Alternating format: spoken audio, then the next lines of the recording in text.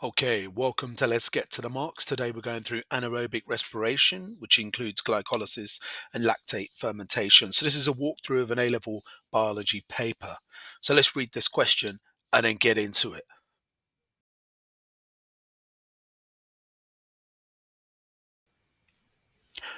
In muscles, pyruvate is converted to lactate during prolonged exercise. Explain why converting pyruvate to lactate allows the continued production of ATP by anaerobic respiration. So, why is pyruvate turned into lactate, and how does this allow the continued production of ATP by anaerobic respiration? Well, anaerobic respiration is made up of two parts, and those two parts are glycolysis and lactate fermentation. So let's look at that first stage of anaerobic respiration. It's called glycolysis. It's also the first stage of aerobic respiration. Essentially, glycolysis, it means glucose being broken down. First of all, it's phosphorylated and then it's oxidized. I have a video about glycolysis. You can check out the link here if you want to do a walkthrough question on glycolysis. It will describe exactly what it is.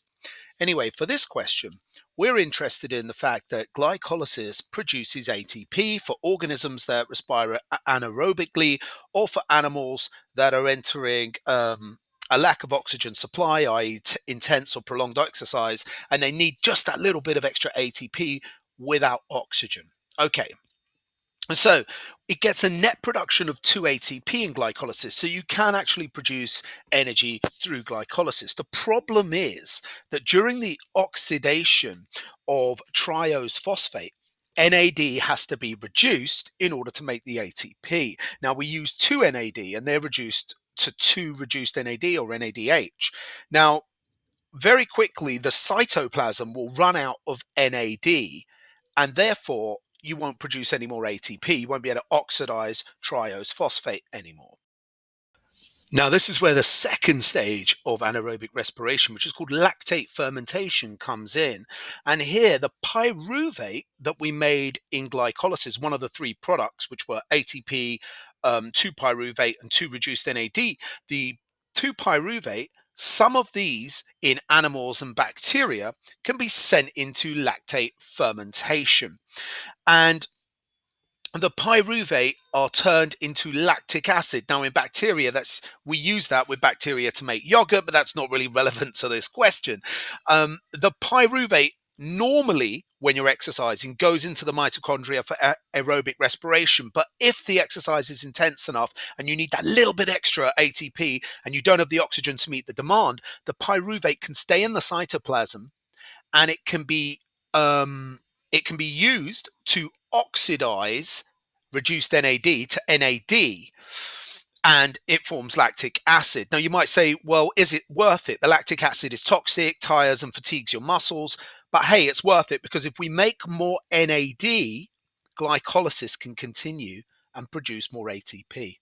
So the whole purpose of lactate fermentation is to allow glycolysis to continue and get the continued production of the net 2 ATP.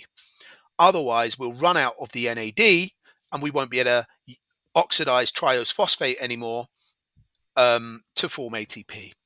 So really, that's all the explanation we need for anaerobic respiration. Essentially, once again, to go through that, in glycolysis, triose phosphate is oxidized using NAD, and the NAD is turned into reduced NAD, and we produce ATP in that process.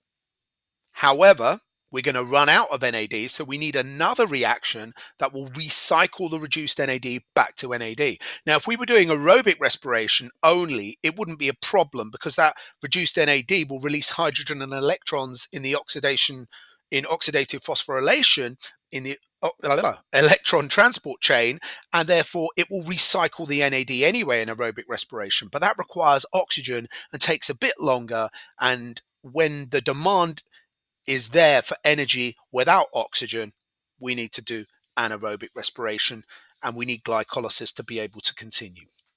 So the key marks here I'm typing up in this question, and really all you need to say is that reduced NAD is oxidized or converted into NAD. You don't even have to use the word oxidized, but reduced NAD is converted into NAD, and this allows glycolysis to continue. You don't have to go into the detail that I've put there and say this allows for the oxidation of TP and more ATP to be released in glycolysis. You can just say reduced NAD is oxidized, so glycolysis can continue, and that will get you the 2 marks. Now, I hope this helps your understanding of anaerobic respiration, the 2 stages of it, and why lactate fermentation is needed to allow glycolysis to continue when there isn't enough oxygen. And let's get to the marks. I'll see you next time.